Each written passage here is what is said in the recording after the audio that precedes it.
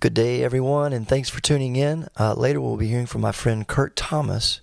I know Kurt because we've both been playing around Atlanta for years at a lot of the same small venues, places where people generally go for good food and a few drinks, and sometimes the live music is simply there to create an atmosphere. In other words, background music. Those gigs can be a long night, and if you do enough of them, even the most cheerful of us can feel a little beat down. Kurt is a real working musician and a family man. He continues to sharpen his craft, pursuing much larger audiences and still putting in the work, playing the gigs, writing the songs, and trying to make connections with people. Now, I don't personally listen to modern country at all. I do love the older stuff, but there's just not much that's been recorded more recently than the 1970s that I have much interest in. And although Kurt's style is much different from my own, his is pretty much mainstream, right down the middle of the road, modern Nashville country. I do appreciate what he does, and I really love when he's hitting those low baritone notes. When you hear him speak and you hear his accent, just know this is not a put-on for Nashville accent. If anything, he may be trying to tone it down for us so we can understand what he's saying. But thanks, Kurt, for being here. Here we go. Some of the best stories of my time playing music are things that were miserable at the moment. Welcome to the Etowah Valley. You're listening to Etowah Valley Recordings, conversations and music from the Etowah Valley and neighboring Georgia towns.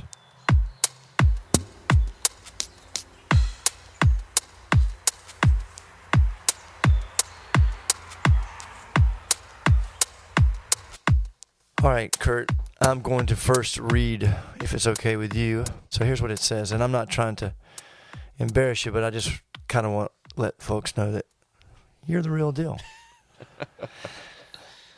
So it says, Kurt has opened for some of the biggest names in country music, including Kenny Chesney, Brooks and Dunn, Sammy Hagar, Leanne Rimes, Zach Brown, Sugarland, Darius Rucker, Leonard Skinner, and Gary Allen. He also won Season 3 CMT's Music City Madness, a nationwide contest that led to Kurt's doing an unplugged Studio 330 session on CMT, as well as a mentorship with Grammy Award-winning singer Randy Travis. He says, I have always tried to stay in touch with the fact that a good song tells a story, and most of my songs always do. So welcome. Thanks for coming up to Etowah Valley to do this. Thank you. Tell the people that are listening a little bit about yourself and where you came from. I know you grew up in Dahlonega. Tell me a little bit of what that was like. Oh, man. You know, it was that true small town life, you know. I mean, I was a little bit outside of Dahlonega, so it was still like 10 to 15 minutes drive. You know, Dahlonega was the city. You know, I lived in the true sticks, surrounded by farm animals and everything else. But my mom got me a guitar. I think I was in like 6th or 7th grade. She got the local musician guy to show me some chords is Mark Wheeler from a very successful Southern gospel group called the Marksmen. Was that it for you? You were off to the races? No, not at all, man. I love doing martial arts a lot. And I didn't know that about you. Oh, yeah, man. I was in it for years and years. And we weren't the wealthiest of families, and they were like, you got to pick a hobby to be into. And I've always made the joke, like, I picked martial arts because I needed a good physical beating. I wanted to punish myself physically, and then I got back into music so I could punish myself emotionally. Yeah, you know? No doubt. Oh, man, it has its way of make for good stories, but, man, when you're going through all that stuff, it's just a lot. But there's always inspiration. That's right. Who are your musical influences? Well, at that time, whenever I got that first guitar, it was like no musical influences. But my parents raised me on Fox 97, you know. I mean, so it was, and I loved it. For the people that wouldn't know, explain the format of Fox 97. Oh, Fox 97, Randy and Spiff, they used to be the 97.1 in Atlanta. the oldie station, like Beach Boys, The Temptations, and it was a great way. That's a great foundation. Yeah, absolutely, and I'm so thankful that they gave me that. Like my parents actually didn't even like country that much, but they loved the oldie station, and I was raised up on Johnny Rivers and all these guys. So no one in your family before you was into performing? My mom had a beautiful singing voice, still does. Are you an only child, or do you have brothers and sisters? I have a brother, older brother. He was 3 years older, Kevin Thomas. And whenever I left Dahlonega, he took over my band. At least you have a sibling that's also has some interest. Oh yeah, absolutely. In addition to yourself, who else is involved in your musical journey? Oh, yeah, as in family? Yes, exactly. My wife, and my 4 beautiful children. How old are your 4 children? I have a 12 and a 10 and a 7 and a 4. Well, what do they think of you as a...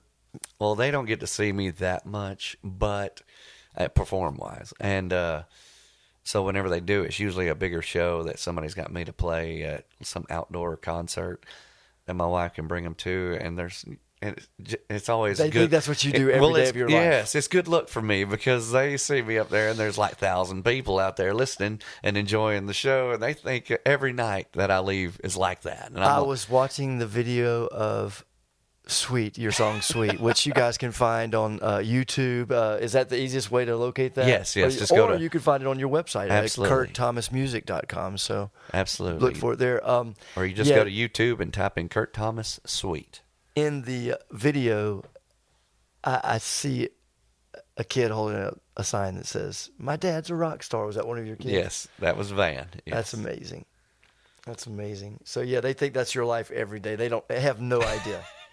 Well, they have seen me in a couple of restaurants. They have seen me, so hopefully they have a good grasp, but still, eventually there comes that horrible question that each child has asked me so far. Is like, Dad, are you famous? No, guys. I'm sorry, but I'm not famous. You have anything new that you're working on right now that you want to talk about? I'm playing like 5 nights a week, and in my spare time, I'm going up to Nashville about once a month, and writing with my songwriting partner up there, Dennis Morgan. Dennis wrote songs like Smoky Mountain Rain and I Was Country When Country Wasn't Cool, and since Aretha Franklin passed away the other day, he wrote I Knew You Were Waiting for Me. He wrote that song, and he wrote half of my last record with me, and Those are big he's songs. kind of getting me ready for my next record. Name some of the spots that you can be found playing around Atlanta. As if someone wanted to come out and meet you in person. Oh, well, every Wednesday night I'm at Rose and Crown on Powers Ferry. Every Thursday night, Napoleon's on La Vista, which is right next to the Vista Room, which is an incredible music venue. And Fridays and Saturdays, I'm kind of all over the board. I could be playing a wedding. I could be, playing a bar. I could be playing solo. I could be playing full band at Dixie Tavern. Yeah, I feel you. That's just, I never know where those Fridays or Saturdays Well, for a lot of reasons, you deserve to be playing on a huge stage, and a lot of folks should be hearing you, but I certainly appreciate the fact that you're out there working so hard. The thing you said about, still out there doing it, it's, we were talking earlier, but I've always said it's a blessing and a curse for me is the fact that I'm not good at anything else. This is the one thing I can do, this and change diapers, Yeah. I could change a diaper like a NASCAR pit crew, but I got to keep on trying new things and keep putting out new songs and trying to get people to my shows because there's something in desperation, There's an art there, Well, you can get some of your best work out of desperation, I think. So you grew up in Dahlonega. When did you kind of move away? Well, I moved away whenever I got married. My wife, she got a job at WFMY in Greensboro, North Carolina, which is a TV station. She's a graphic artist. So anytime, and then whenever we came back to Atlanta, she got a job at Channel 2, which is WSB. She got a job there, and it was really cool. I got back to Atlanta, and I called up an old friend of mine, Zach Brown. I called him up, and I was like, I just moved to town, and this is before Zach had Chicken Fried and all that, but I knew he was very successful on the scene. and he was like, yeah, I'll get you started with some gigs. I know a guy I can contact you with. He can hook you up with a lot of shows. So he introduces me to a guy named Francisco Vidal. And I'm going to have Fran on here one day. The time's not right yet. Absolutely. But he is definitely... A lot of people will tune in for that episode. I've threatened to make a documentary about Francisco Vidal, and I haven't... That might be one of the first videos I feature on Etowah Valley Recordings is Francisco Vidal. I think people on the other end of China will tune in for the Francisco the Vidal. Godfather of the cover music scene here. I'm telling you, man. That's how we know each other. But yes, but he put me to work. One of the first few gigs I got was at a place called JCT, and I met you that night. And that was the first time I ever saw anyone play a cajon before. I was like, "What is that thing?" The first time you played JCT is that a box? Was the first time that we met. Yes, that was the first time we met. Really funny. And you heard me singing really low, and you were like, "Wow, listen to that." You moved back to Atlanta, and what year was that? 2006, whenever I got back. And we had just had our first son, Bo Taylor. The Taylor is from James Taylor. All of my kids have musical names. My second son's name is Van, named after Van Morrison. And then I started getting into country, around the time that I was learning it. And it was like, man, you can't escape an accent like mine. It was like, and I wasn't into country much, but I started like listening to it and trying to sing along. And I was like, man, I can do this. I was like, I can nail this whole country thing. So I started doing it. And then nothing will get you liking something more than being able to do it pretty well. I fell in love, started doing my homework, researching all the country artists, found the ones I absolutely loved, and like Steve Orner and Ronnie Millsap, who we got to open up for Ronnie Millsap, which was really cool. Do you have some pretty steady guys that are in the Kurt Thomas band? Yes, Taylor. Man, Taylor, though he may play on my left, I always say he's my right-hand man. He plays the djembe and sings harmony for me. Been there for a long time. My drummer, Derek, first time I heard Derek, I knew he was my drummer. He showed up 30 minutes late for a gig at the American Tavern out in Loganville. He was like 30 minutes late because there was some road work and he got caught in it, and he hasn't been late since, ever since. But he showed up, had a full drum kit set up. Drummer's got to have good timing. He had that thing set up in 3 minutes, and I was in the middle of Folsom Prison. He just comes busting in, playing with me, and I swear within a few measures, I knew that's my guy I'm going to get. I was like, I like him. I like the way he played. I came up with the idea for this song about my wife right here, and I just adore my wife. The whole reason I even get to play music is far and away because of her. And, whenever we moved to Atlanta, I was like, okay, I'm going to go get a 9-to-5. She's like, no, you're not. We're in a bigger city now. You're going to get out there and you're going to play music. So I gave it a shot, went out there, and sure enough, I started grabbing gigs. And before I knew it, I was playing all the time. And she's given me the most beautiful family in the world. So she's made my life sweet. But this is one of my newer creations. It's called Sabrina's Song. But whenever we shop it in Nashville, I think we're just going to call it All the Time. Here we go.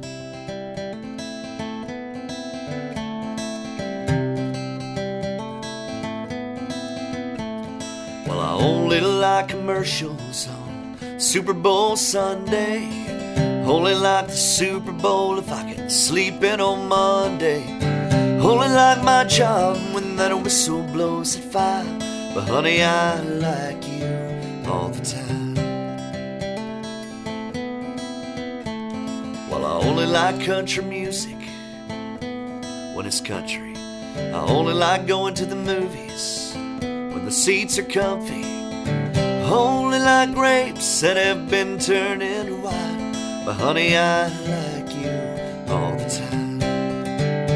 All the time that you stood by me. All the time that it took to build this family. There's things I can take in doses, and I don't mean to sound precocious, but honey, I'm a man who'll speak what's on his mind. And honey, I like you all the time.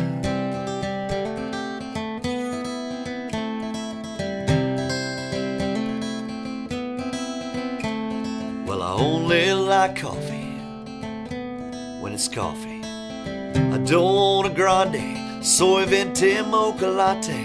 I don't like pumping gas when it's $3.99. But honey, I like you all the time. All the time that you stood by me, all the time that it took to build this family. There's things I can take in doses, and I don't mean to sound precocious, but honey, I'm a man who speak what's on his mind. And honey, I like you all the time. There are times when I think I've got on your last nerve. There are times when I think I'll finally get what I deserve. But even when you're mad, I'm still glad you are mine. And honey, I like you all the time. All the time that you stood by me, all the time that it took to build this family. There's things I can take in doses, and I don't mean to sound precocious, but honey, I'm a man who speak what's on his mind. And honey, I like you all the time. Honey, I like you all the time. Honey, I love you all the time.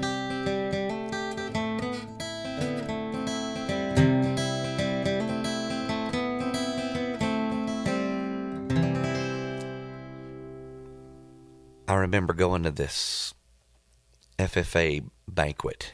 I was in the Future Farmers of America is what it was, Future for Agriculture now, but in my FFA class, I went to the FFA banquet, and there was a guy there named Jay Drummonds, and he was in there playing guitar and singing, and I was watching him. He was playing a Clint Black song. He was like, I'm leaving here a better man, and I remember him playing that, and just he had everybody's attention, just bam. And my parents had been riding me about, son, you're about to graduate high school. You got to find something you can do. Were you a good student? Not at all. Not even close. No. I was a straight C's kid on a great day. I was always a dreamer, a daydreamer, and, which came in handy later. But, absolutely. My parents were riding me. You got to find something you're interested in. You got to find something you want to do. And whenever I saw him up there playing that guitar and all those girls watching him, I go, well, I want to do that. I found something. That's what I want to do. So I hatch a plan. I go to the one person who I know who has a guitar. And he has lots of guitars because he's always walking around school carrying a guitar, and he's always playing.